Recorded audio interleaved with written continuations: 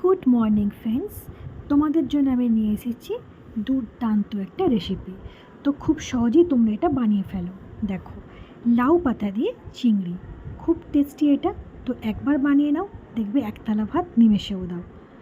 দেখো, চিংড়ি নিয়েছি 200 গ্রাম। লাউ পাতা চিংড়ি বানানোর জন্য তাতে দিয়ে দিচ্ছি পরিমাণ মতো নুন, দিয়ে দিয়েছি হলুদ গুঁড়ো পরিমাণ মতো, দিয়ে দিচ্ছি এবার সর্ষের তেল, 2-3 চামচ মতো সর্ষের তেল আমি চিংড়ির মধ্যে দিয়ে দেবো। দিয়ে ম্যারিনেট করে চিংড়িটাকে আমি খুব ভালো করে দেখো মাখিয়ে নেবো। মাখিয়ে নিয়ে ম্যারিনেট করে চিংড়িটাকে আমি 2 ঘন্টা রেখে দেবো। কলা পাতার মধ্যে করে ম্যারিনেট করেছি আমি। এটা ম্যারিনেট করা হয়ে গেছে। এবার লাউ পাতা লাগবে চিংড়ি মাছটার জন্য। লাউ পাতা আমি এখানে নিয়েছি।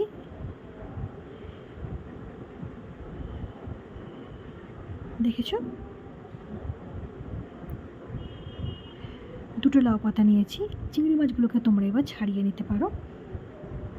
এবার দেখো, টিফিন কৌটোর মধ্যে আমি দিয়ে দিচ্ছি প্রথমে নিচে লাউ পাতা। এবার এর মধ্যে আমি দিয়ে দেবো ম্যারিনেট করে রাখা চিংড়ি মাছগুলো।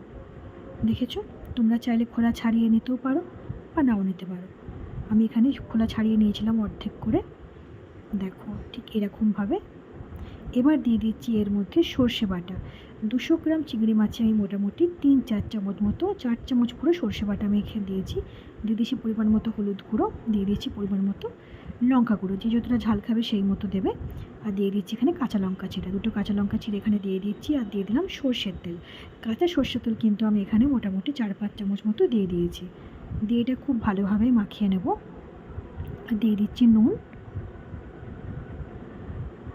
খুব ভালো করে এটা মাখাতে থাকবো আমি চিংড়িটা। এবার দেখো, নিচে লাউ পাতা দিয়েছিলাম, আবার উপরে লাউ পাতাটা মুড়ে আমি এর উপরে দিয়ে দিয়েছি। দিয়ে আমি টিফিন বক্সটা বন্ধ করে দিয়েছি। এবার দেখো, গ্যাসের মধ্যে একটা হাঁড়ি বসিয়েছি। হাঁড়ির মধ্যে দিয়ে দিচ্ছি আমি বন্ধ করা টিফিন বক্সটা, চিংড়ি মাছ ভাত। এবার হাঁড়ির মুখটা বন্ধ করে আমি আধ ঘন্টা গ্যাস কমিয়ে রেখে দেবো। দিয়ে গ্যাস থেকে আমি নামিয়ে নেব। দেখো, বন্ধ করে রেখে দেবো। আমার রেডি হয়ে গেছে চিংড়ি। গ্যাসটা কিন্তু লো ফ্লেমে করে আধ ঘন্টা চিংড়ি মাছটা রাখা ছিল হাঁড়ির মধ্যে। এবার হাঁড়ি থেকে বার করেছি, দেখো ঠিক এরকম হয়ে গেছে। খুব টেস্টি। তো একবার বানিয়ে নাও তোমরা, ভীষণ সহজভাবে লাউ পাতা দিয়ে চিংড়ি।